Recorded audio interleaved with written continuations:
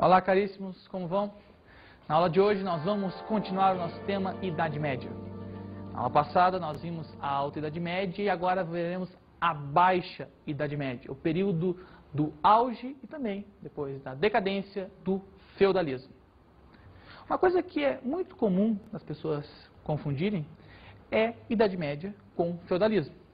Idade Média é o período histórico que vai da queda do Império Romano, lá pelo século V, até o início das grandes navegações, no século XV. Esse é o período histórico da Idade Média. Feudalismo é a organização social da Idade Média que se cristaliza lá pelo século XI e vai até o século XIII. Portanto, feudalismo diz respeito a um período, a uma parte da Idade Média. Feudalismo não é Idade Média. Feudalismo é a organização social em um determinado período com determinadas características. Uma coisa interessante é entender, então, o que seria esse tal feudalismo. O que é feudalismo? Feudalismo é sociedade de ordens. No feudalismo, a sociedade está dividida em ordens. Nós veremos logo a seguir o que significa isso. Não é uma sociedade qualquer. No feudalismo, você tem laços de dependência pessoal. Isto é, no feudalismo, umas pessoas dependem das outras. É a tal da suzerania e vassalagem, veremos a seguir. No feudalismo, nós temos a fragmentação política. Fragmentação política significa que, na verdade, não há um Estado, como havia, por exemplo, no tempo do Império Romano. No feudalismo, você tem um rígido controle de acesso às terras. Não é qualquer um que pode ter terras na Idade Média, somente a nobreza ou o clero. Camponês não pode ter terras. Nós vamos ver a seguir o que significa. E, por fim, o feudalismo é aquela organização social que está calcada pelo teocentrismo. Teocentrismo, teo, Deus, centrismo, centro, Deus como centro, como referência de todas as coisas. Portanto, essas características geralmente são abusadas para toda a Idade Média. Quer dizer, tem gente que acha que essas características são características da Idade Média. Errado. São características que se formam durante a Alta Idade Média, chegam ao seu auge na Baixa Idade Média, do 11 ao 13, e vão entrar em colapso na crise do século XIV, que é a crise final da Idade Média. Muito confuso? Calma aí. Esse é o tema da aula de hoje. Nós veremos hoje isso. Veremos agora as origens do feudalismo. As origens do feudalismo podem ser traçadas da seguinte forma. Desde a queda do Império Romano até todo o período da Alta Idade Média, esse sistema que vai se cristalizar na Baixa Idade Média se forma. Ele tem como origens uma sociedade rural e de subsistência. Isto é, na sociedade feudal não há cidades. Na sociedade feudal, o comércio não se desenvolve.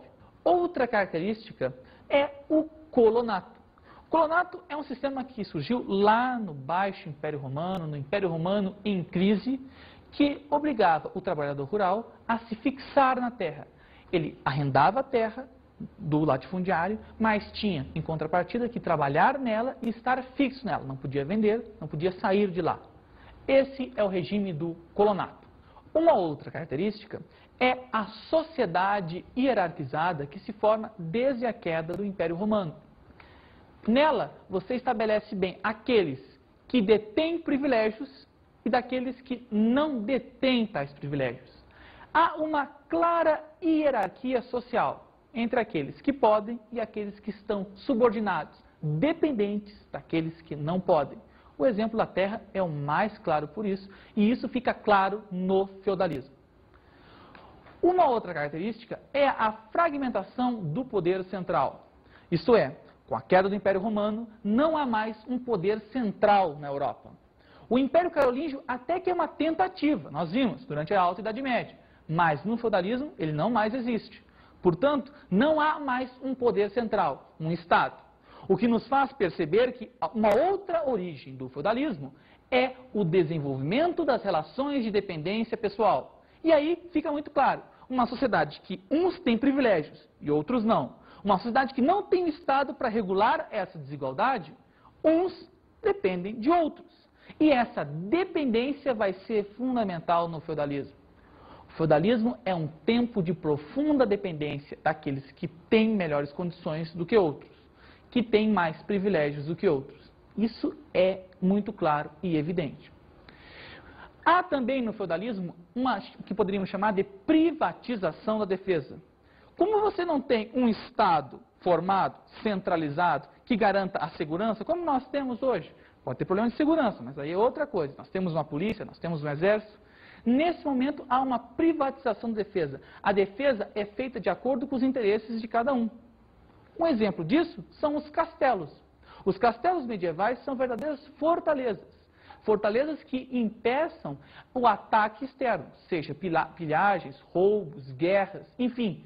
Cada senhor feudal se preocupa em garantir o seu. E todo senhor feudal que se preza tem um castelo e tem cavaleiros, que seriam uma espécie de seguranças, nobres que se dedicariam às artes da guerra em busca de garantir a segurança daquela sociedade. A defesa, portanto, não é obra do Estado, é algo mais pessoal. Por fim, é evidente, muito forte no feudalismo, a influência do papel da igreja. A igreja é a única instituição que sobrevive à queda do Império Romano. No feudalismo, a igreja se mantém, adquire uma sustentação tanto política quanto ideológica e vai se tornar, digamos assim, um dos fatores mais fortes para aquele sistema. As estruturas do feudalismo.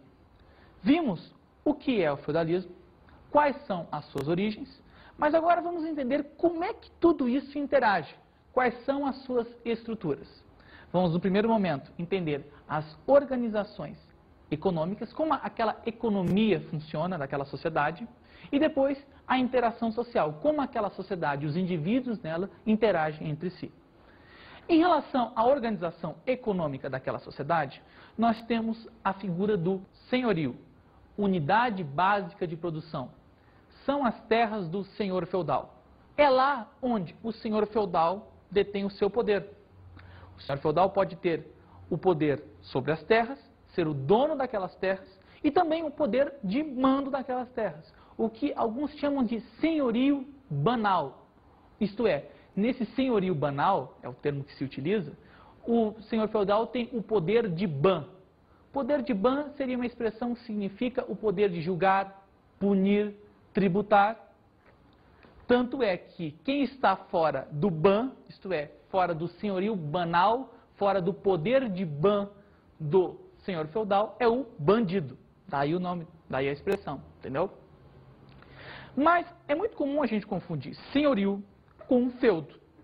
Vejamos, feudo é uma concessão. Quando formos estudar, logo adiante, o pacto feudo-vassálico, nós vamos ver que é a concessão que se faz de uma parte para outra. A melhor dessas concessões, é claro que são as terras, mas feudo é uma concessão no pacto feudo-vassálico. Já senhorio são as terras em si. Portanto, não confunda, feudo não é necessariamente terra. Senhorio, sim. Uma coisa interessante para se pensar no senhorio é a questão das obrigações servis. As obrigações servis são as taxas que os servos pagam ao seu senhor feudal.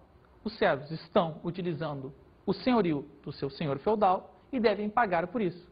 São as tais obrigações servis. A primeira obrigação que nós vamos ver aqui é o censo. No censo, o servo paga uma taxa fixa pelo usufruto das terras do senhor feudal. Uma outra obrigação é a corvéia. Isto é, o servo deve trabalhar algumas vezes para o senhor feudal nas terras do senhor feudal. Sim, porque no senhorio há uma divisão. Há terras do senhor feudal, há terras dos servos. Quem trabalha nas terras do senhor feudal são os servos. Eles têm alguns dias da semana para isso. É a corvéia. Uma outra obrigação servil é a talha.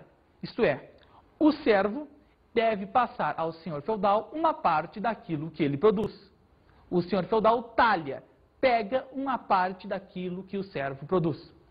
Uma outra obrigação são as banalidades. As banalidades é o imposto pago pelo servo para utilizar as ferramentas do senhor.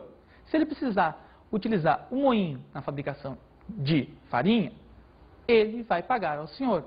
Se ele precisa utilizar ferramentas para fabricar algum objeto de madeira, alguma mesa, por exemplo, ele vai pagar o senhor. As ferramentas são do senhor, portanto, ele vai pagar por isso. São as banalidades.